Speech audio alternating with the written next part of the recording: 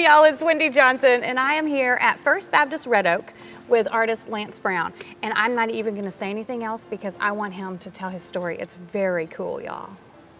Where do you want me to start? Oh, I don't know. I did a little research and read just what I read on your blog, and it just touched me. It's amazing. Yeah.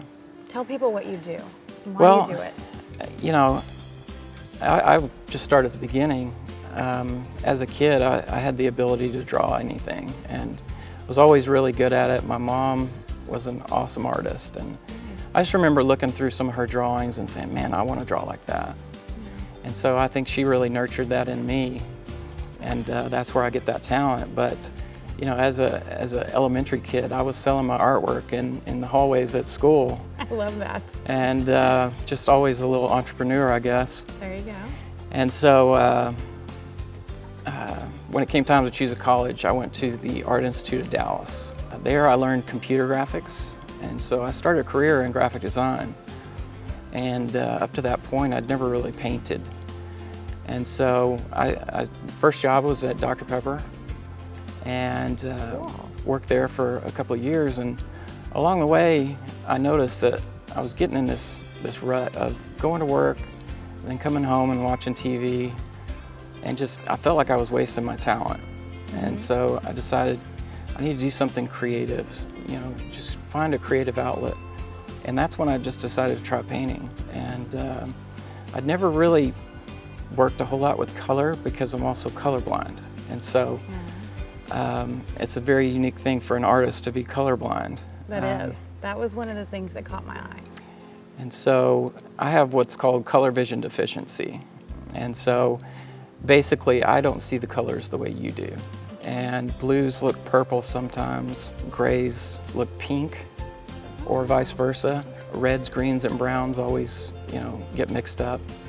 And so it's a real challenge, especially when I'm looking at a photo and trying to paint that photo. It can be really frustrating.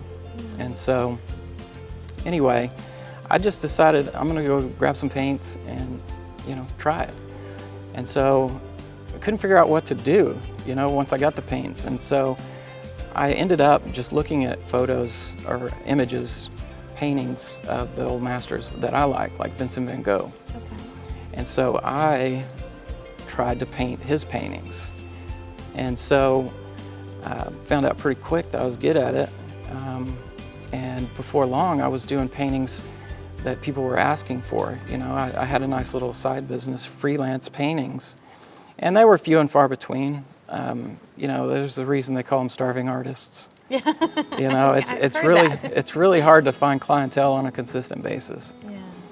And so I continued to do the graphic design thing. I bounced around a couple different jobs, and all the while I just couldn't wait to come home and paint. And so I would come home and paint for 5 or 6 hours. And it just really became my passion. In 2009, we moved to North Arlington, and we started going to Fielder Road Baptist Church. And there was one week where the pastor challenged the congregation to submit artwork of Christ. Oh, nice. And so I thought, hey, this is a great opportunity to share this talent that I have. And that was the first time I'd ever painted Jesus. And at the time, I was really unhappy at work. You know, I just felt really unfulfilled. And I started seeking and saying, you know, with the way that I feel, I know this isn't the plan for my life. And so just really started seeking, praying. I started reading as many books as I could. I started journaling, which is not like me, but I was trying anything and everything to try and figure this out. Reading all kinds of books on purpose and just praying for God to reveal my calling. And so as I painted this picture, I painted it at home, it just became a worship experience for me. Just a personal experience, you know, connecting with this painting. Like I'd painted, you know, hundreds of paintings, but I'd never really connected with it like this. And I remember writing in my journal that I felt like this had something to do with my future. And so looking back, I can see that was where God was really pushing me in a certain direction. He was speaking to you. He was, definitely. And so a couple weeks go by, and then the worship pastor at church calls me up and he says, "Hey, we like your painting. Would you come do something like that on stage for us?" Oh, wow. And I said, "Absolutely not." No way. No, that's way outside of my comfort zone.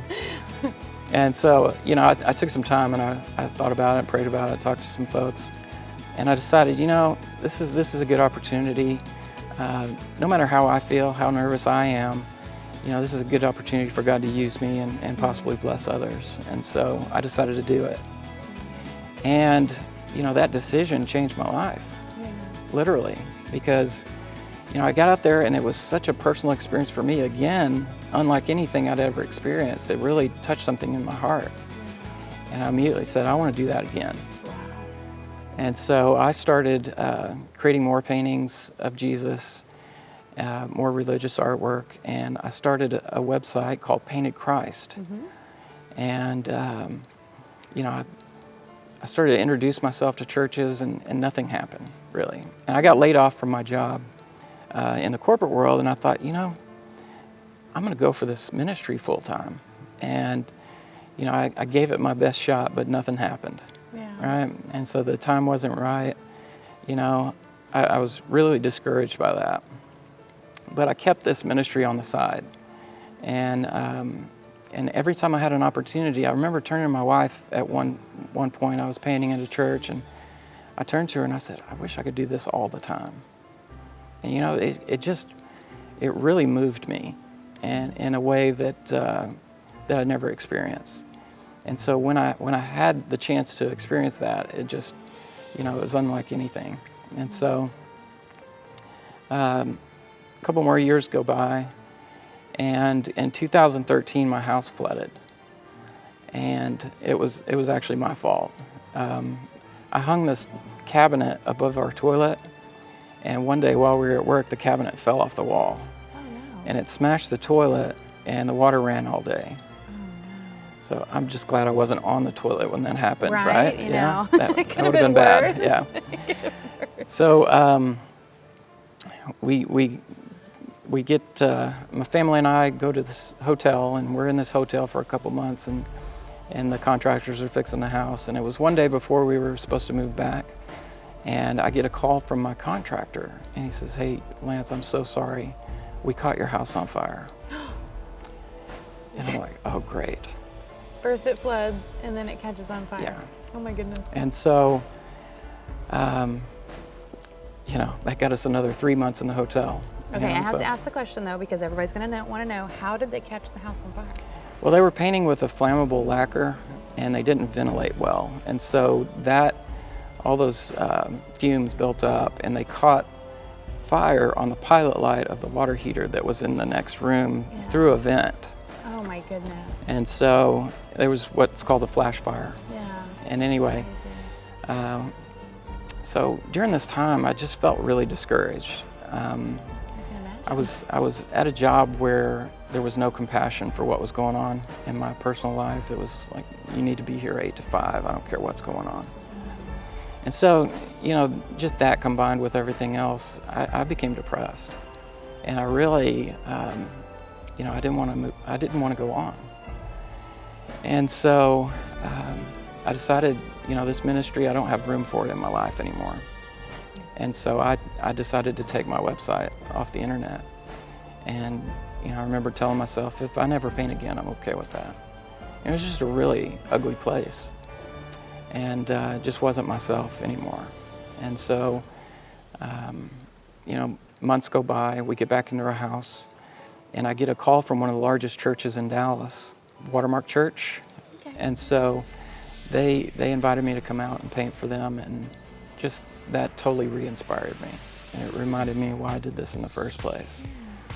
And so from that point on, I really prayed and asked everyone around me to pray. You know, I thought, I want to do more with this. And so the following year, my wife and I were working at the same company, and we decided to leave that company very abruptly. And we had no backup plan. And so all of our eggs in this one basket. This is a huge decision. It was scary. But, and you know, this ministry, I started again, but there was no consistency whatsoever. I had no track record of success. It was just like one event here, one event there. But when we walked out of that job, you know, I just hit my knees and asked God, I don't know what you're doing in my life, but could you please make it clear quick? And the answer that I got was a miracle, because my phone started ringing for this ministry. And before I knew it, my schedule was full. Nice. Just out of the blue. And just, that was in late October of 2014. And since that time, it hasn't stopped. He had a plan all along. He did. And so it's literally taken me across the world. And oh, wow. my wife and I are living by faith with our 3 kids. And so it's just an amazing journey that he has me on. And, you know, I came from a place where I was depressed and it was dark, to now a place of overflowing joy. Just a complete transformation. The fact that I can encourage others and help others with this, inspire people, help raise money. And so, you know, that for me is completely fulfilling. I love that. Yeah. I love that. I read a thing this morning when we were driving up here, a little candy wrapper that I found in the car. And it said, joy is contagious. I firmly believe that. Yeah, I do too. I do. I was asking Brian, I was like, is my joy contagious? And he's like, what? But I do, I believe, and I think that through your art, you know, I'm not an artist. I can't draw a straight line, it's terrible. Yeah. But I admire people that can, because my dad paints, and he, you know, it was like a last minute thing. And I love to see the passion in people's paintings. When they really enjoy what they're doing, it comes out, and it's just, you see it. And I think that's one of the ways that joy is spread. Yeah, I love completely that. agree. So you said you've gone all over the world. Yeah. Where are some of the places you visited? I've been to Canada, Norway, Oh, wow. Ukraine, and Germany. Painting in all the different places. Yep. Very cool. In fact, I just got an email from Norway. They want me to come back. Oh, So I'll be going back this summer. that's awesome. What an opportunity. Yeah, it's Are pretty you, amazing. Are you painting, doing the Painted Christ I like am. at a church or an event? Yeah, or something? it's a youth event. So it's a big Nice. conference, and Awesome. it'll be I a love multi-day that. thing. That's pretty cool. So, okay, I know when I was reading on your website, one of the very first things that caught my eye was your blog. And you have different things on there where, you know, you talk about different experiences and that just, I love that. I love that. So paintedchrist.com, y'all, definitely check it out. And you do events and fundraisers Yeah. to raise money. Tell me a little bit about that, like how that works. So, you know, God has just led me in this direction. You know, raising money with my artwork was never my idea. This was something that He put in front of me, and you know, just like the rest of it, it took off.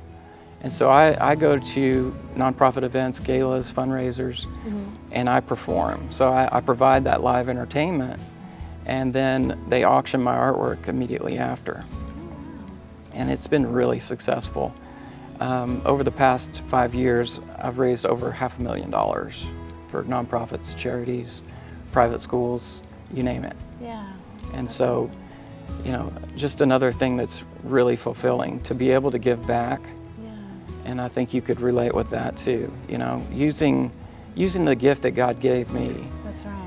to inspire and bless others Yeah. is, you know, it doesn't get much better than that. I can imagine. The day that I found you, I was having a really rough day. We had heard some news and it wasn't good, and as I was reading on your blog, I read one called Broken But Not Beaten. It was inspiring.